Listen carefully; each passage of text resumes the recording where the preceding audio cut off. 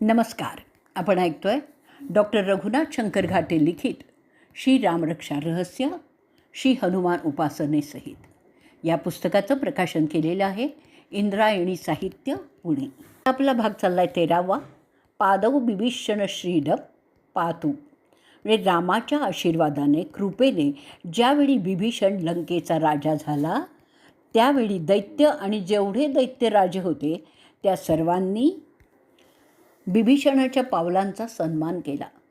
तीर्थयात्रा करण्यासाठी राम माझ्या पावलांना सक्षम ठेवो असे 2 अर्थ आणि आणखीन एक अर्थ असा पण आहे ज्याने विगतपणाची म्हणजे निसांचं भीती टाकून दिली आहे. तो बिभीषण म्हणजे आत्मा. आत्म्याला आनंद स्वरूपात समृद्धी देतो तो बिभीषण. ईश्वराचं अदृश्य रूप म्हणजेच असा आनंद, परमानंद ज्याचं शब्दात वर्णन करता येत नाही, फक्त अनुभवायचा असतो. त्या अदृश्य रूपाकडे वाटचाल करण्यासाठी पावलं बळकटच झाली पाहिजेत. म्हणून तो राम माझ्या पावलांचं रक्षण करू देत. माझी पावलं बळकट आणि सामर्थ्यवान करूत. बिभीषणाला राजवैभव देणारा राम माझ्या पावलांचं रक्षण करो. अरे, जी स्त्री साक्षात आदिशक्ती आहे, जी तुला स्वप्नातही वश होणं शक्य नाही, अशा स्त्रीला डांबून ठेवून रामाशी वैर का धरतोयस? राम हा विष्णूचा अवतार आहे हे तुलाही माहीत आहे. सीतादेवींची सन्मानाने श्रीरामांच्याकडे पाठवणी कर असा बिभीषणाने रावणाला केलेला हितोपदेश त्याला तर आवडला नाहीच. रावणाने आणि त्याचा पुत्र इंद्रजित याने अत्यंत तुच्छतापूर्वक आणि अपमानास्पद शब्द वापरून बिभीषणाची तर नानरस्तीच केली. तेव्हा तू आपला आणि कुळाचा नाश करून घेणार आहेस. तुझ्या हितासाठीच तुला कठोर शब्द मी बोललेलो आहे. कुळाचा आणि लंकेचा नाश मला पाहणार नाही, म्हणून आत्ताच मी इथून निघून जातो. असं बोलून बिभीषण आपल्या 4 राक्षस मित्रांसह एकदम आकाशात उडाला. रावण हा प्रकार पाहून चकितच झाला. बिभीषणाला अडवणं त्याला सुचलंच नाही आणि जमलं तर बिलकुलच नाही. तिथून बिभीषण थेट श्रीरामांच्या सैन्यापाशी आला आणि अंतरिक्षातूनच रामाला म्हणाला, हे श्रीरामा, मी बिभीषण रावणाचा भाऊ आहे. त्याला मी अधर्माने न वागण्याबद्दल सल्ला दिला, पण त्याने मला अपमानित करून घालवून दिलेले आहेत. माझ्या 4 मित्रांसह मी तुला शरण आलेलो आहे. पण सुग्रीवाला बिभीषणाच्या हेतूविषयी शंका आली आणि तो रामाला म्हणाला, हा तर शत्रूचा भाऊ आहे, त्याचा स्वीकार केला तर संधी साधून हाच आपला घात करील. त्यावर त्यांनी म्हटलेलं आहे, सकृदेव प्रपन्नाय तवास्मीतीच याचते अभयम सर्वभूतेभ्यो ददामी एतत् व्रतम मम. म्हणजे श्रीरामा, मी तुझा आहे असं एकदाच पण पूर्ण शरणागतीने म्हणत जो माझ्याकडे संरक्षणाची याचना करतोय त्याला मी अभय देतो.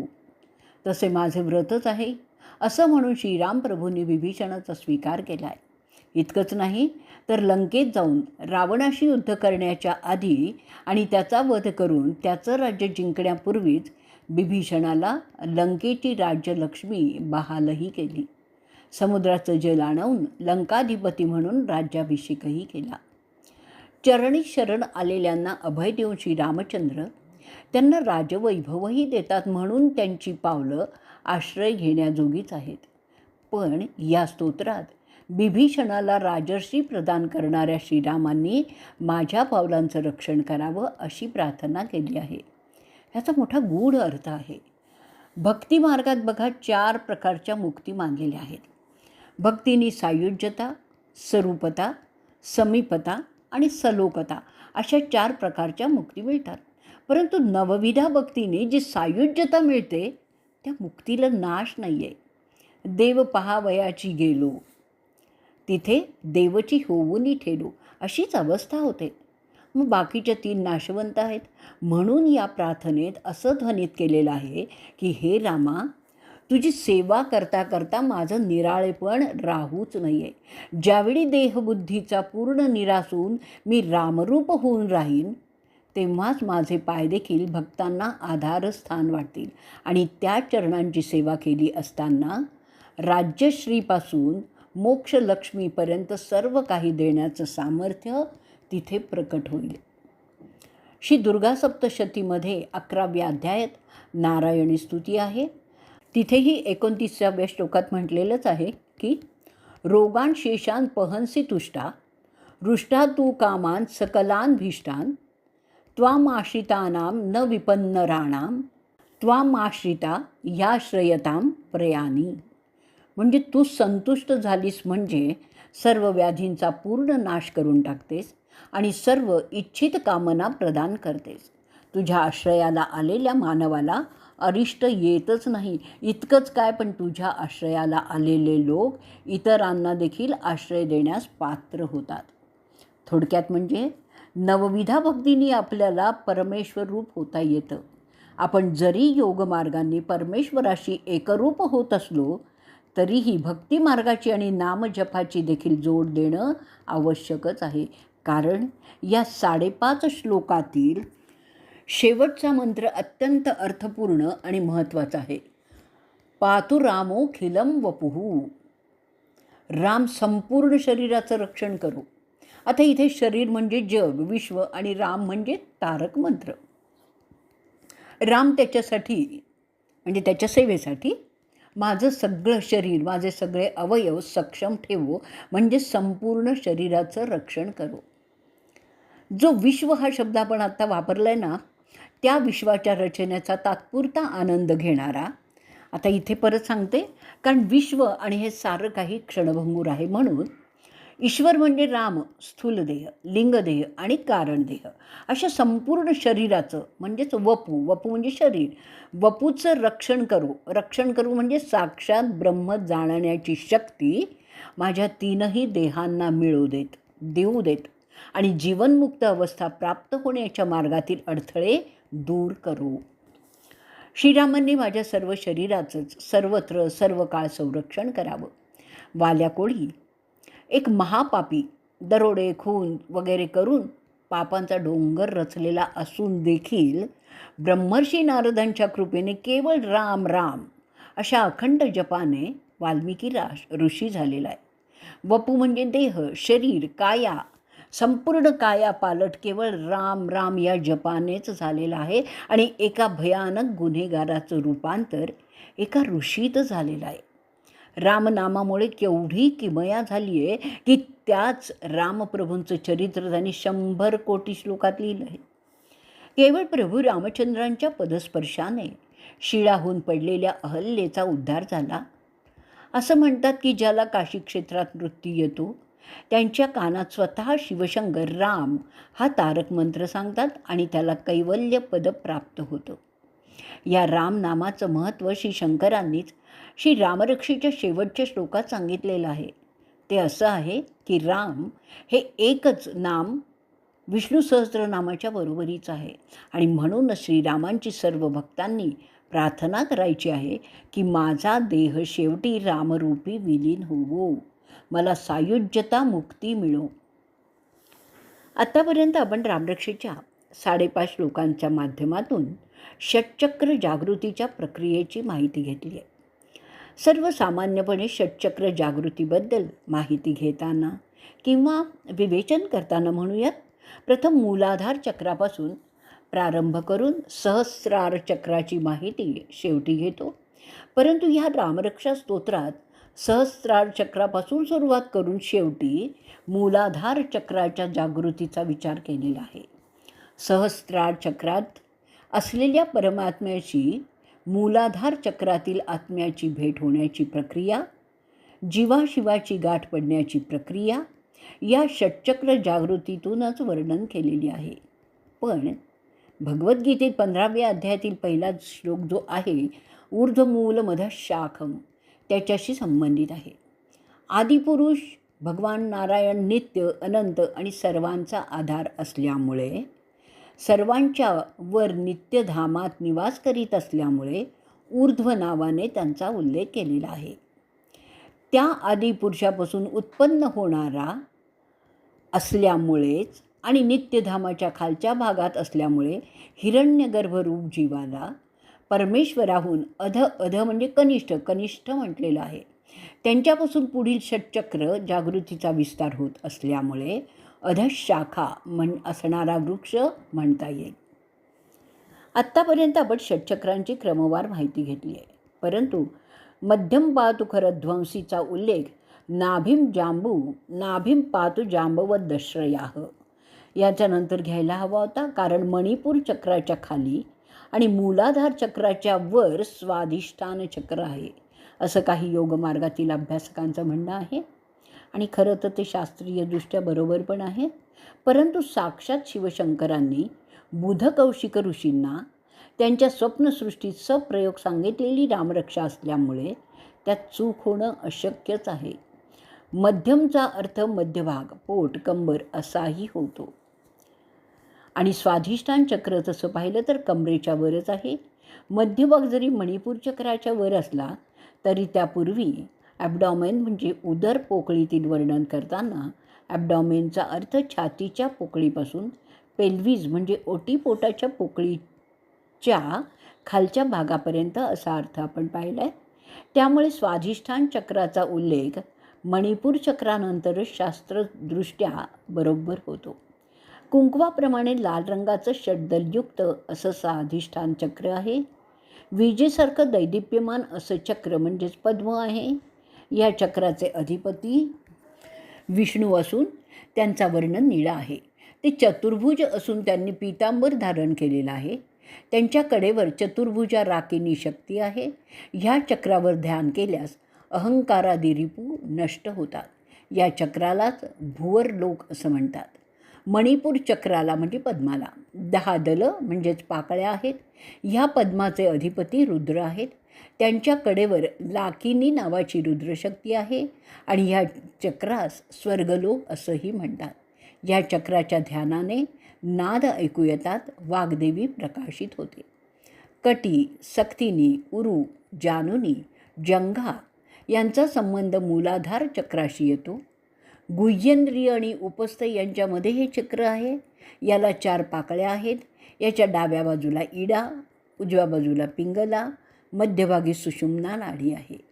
त्याच्या मध्यभागी कोटी सूर्याच्या तेजाप्रमाणे आणि रक्तवर्ण स्वयंभू लिंग आहे.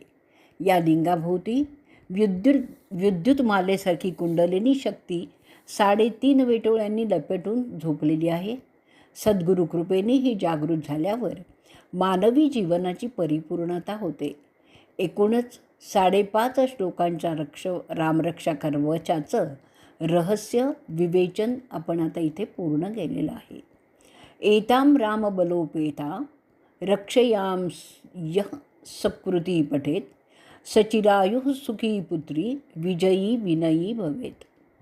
श्रीरामांच्या सामर्थ्याने युक्त अशी ही रामरक्षा जो पुण्यवान वाचेल म्हणेल तो दीर्घायू, सुखी आणि पुत्रवान म्हणजेच यशस्वी आणि विनयशीलही होईल.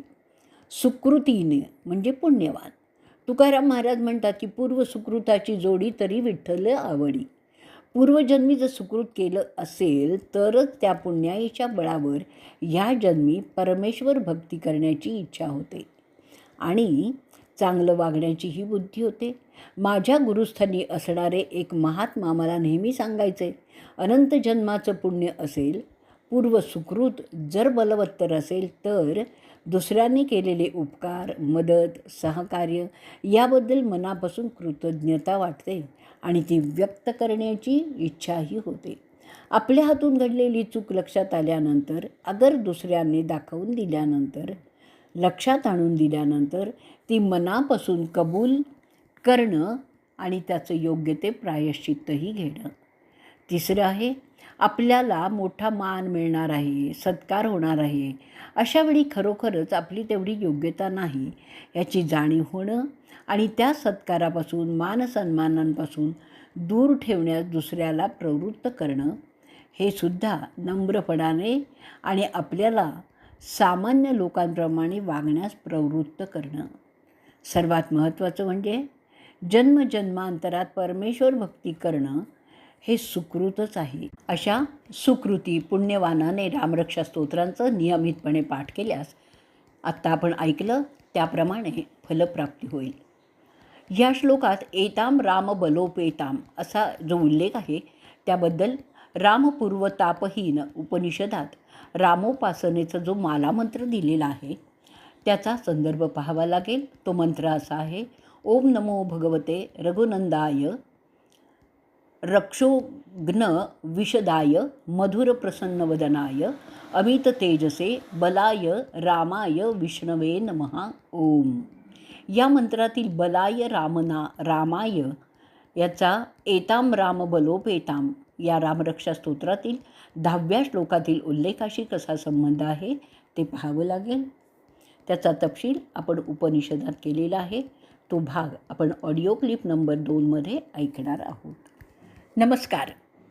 भाग 13व्यातली दुसरी ऑडिओ क्लिप आहे. एताम राम बलोपेताम असा जो ह्या श्लोकात उल्लेख आलेला आहे त्याबद्दल रामपूर्व तापहीन उपनिषदात उपासनेचा जो मालामंत्र दिलेला आहे त्याचा संदर्भ आपल्याला पाहावा लागेल. आता आपण तो बघूयात. तो मंत्र असा आहे: ओम नमो भगवते रघुनंदाय रक्षोघ्न विशदाय मधुर प्रसन्नवदनाय अमित तेजसे बलाय रामाय विष्णवे नमः. ओम. या मंत्रातील बलाय रामायचा एताम राम बलोपेताम या रामरक्षा स्तोत्रातील 10व्या श्लोकातील उल्लेखाशी कसा संबंध आहे ते पाहूयात आपण. त्याचा उल्लेख खरं तर उपनिषदातच केलेला आहे. ब मध्ये तापिनी, ला म्हणजे ल अधिक आ. यापैकी ल मध्ये भू आणि आ मध्ये अनंत शक्ती आहे. रा म्हणजे र अधिक आ. यापैकी र मध्ये अग्नी आणि आ मध्ये अनंत शक्ती आहे. ही सर्व शक्तीसहित अक्षरं व्यक्त जगातील वेगवेगळ्या स्थितीत दिसणाऱ्या आणि अनुभवास येणाऱ्या शक्तिपुंजांचा निर्देश करतात. राम या बीजात किंवा बीजमंत्रात संपूर्ण जगाचा विकासच अंतर्भूत आहे. र या अक्षरावर ब्रह्मा, विष्णू, महेश यांचंच वास्तव्य आहे. या 3 शक्तींमुळे र हे अक्षर बलवान आहे. या र अक्षरात इतकं सामर्थ्य आहे की या त्रिमूर्तींची शक्ती त्यातूनच प्राप्त होते. उत्पत्ती, पालन आणि संहाराची शक्ती, तसंच बिंदू, नाद आणि रौद्री, ज्येष्ठा आणि वामा या शक्ती या र मधूनच उदित झालेल्या आहेत. अशा या रामाच्या सामर्थ्याने युक्त असलेल्या या रामरक्षा स्तोत्राचं जो सुकृती मनुष्य पठण पारायण करेल तो दीर्घायुषी, सुखी, पुत्रवान आणि सर्व कार्यात विजय प्राप्त करणारा, त्याचबरोबर विनय संपन्नही होईल. आजचा 13वा भाग आपण इथे संपवणार आहोत. उद्याच्या भागात आपण पातालभूतल व्योम चारिणच्छद्मचारिणः न द्रष्टुमपि शक्तास्ते रक्षितं रामनामाभिः हा मंत्र घेणार आहोत. श्रीराम जय राम जय जय राम. श्रीराम जय राम जय जय राम.